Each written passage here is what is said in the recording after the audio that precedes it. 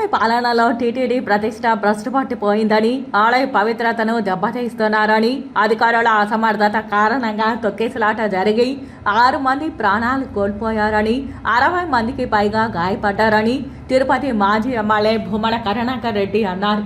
Fibre net కుంభకోణంలో ప్రధాన నిందితుడు వేమూరి హరికృష్ణ అనుచరులు లక్ష్మణ్ కుమార్ చందూలు కొండపైన అసాంఘిక కార్యకలాపాలు చేస్తున్నారు అనేది ఉద్యోగస్తులే చెప్తున్నారని భూమన కరుణాకర్ రెడ్డి తెలిపారు. తిరుపతి నగరంలోని ఆయన నివాసంలో ఆదివారం ఏర్పాటు చేసిన విలేకరుల సమావేశంలో ఆయన మాట్లాడారు.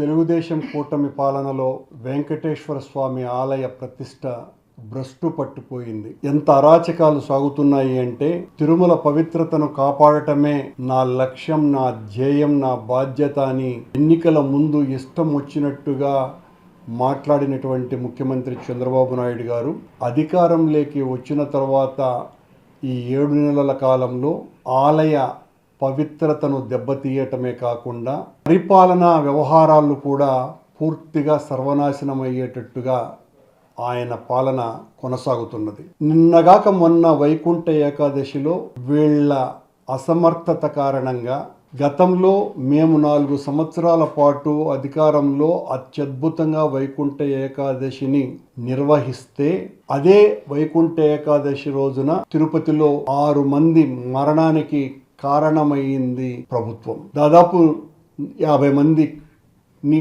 క్షతగాత్రుల్ని చేసింది. 100% అది ప్రభుత్వం చేసినటువంటి హత్యలుగా మొత్తం దేశమంతా కూడా చెప్పుకుంటున్నారు. ఎంత దారుణమైనటువంటి విషయాలు జరుగుతున్నాయి అంటే, కొండ మీద వీళ్ళు చేసేటువంటి తప్పులకన్నిటికీ కూడా ఈ పాపమంతా వైఎస్ఆర్ కాంగ్రెస్ పార్టీది, జగన్మోహన్ రెడ్డిది అని మా మీద నెపాలు నెట్టి వాళ్ళు ఇష్టం వచ్చినట్టుగా మాట్లాడుతున్నారు. దీనికి సమాధానం చెప్పాలా? అడిషనల్ ఈఓ చెబుతారా, ఈఓ చెబుతారా, పాలక మండలి చైర్మన్ చెబుతారా?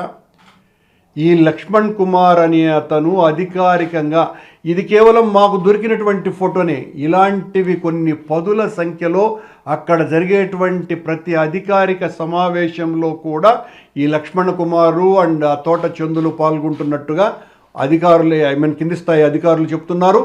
అక్కడ అడిషనల్ ఈఓ కార్యాలయాన్ని వీళ్ళు ఆక్రమించి మొత్తం కొండ మీద ఏ కార్యక్రమాలు, అధికారిక కార్యక్రమాలు జరగాలన్నా మా చెప్పు చేతల్లోనూ మా కనుసన్నల్లోనే జరగాలనని వీళ్లకు పూర్తిగా అధికారాలు ఇచ్చేసి అడిషనల్ ఈఓ, కారణం నారా లోకేష్ గారికి చాలా కావలసినటువంటి వాళ్ళు, ముఖ్యమంత్రికి చాలా సన్నిహితులుగా ఉన్నటువంటి వాళ్ళు, ఎవరికి ఏమి కావాలన్నా కూడా వాళ్లకు ప్రాభవం పొందటం కోసమని సకల సౌకర్యాలు వీళ్లకు కల్పిస్తూ, వీళ్లకు కావాల్సినటువంటి ముఖ్యులకు అందరికీ కూడా పెద్ద ఎత్తున దర్శనాలు చేయిస్తూ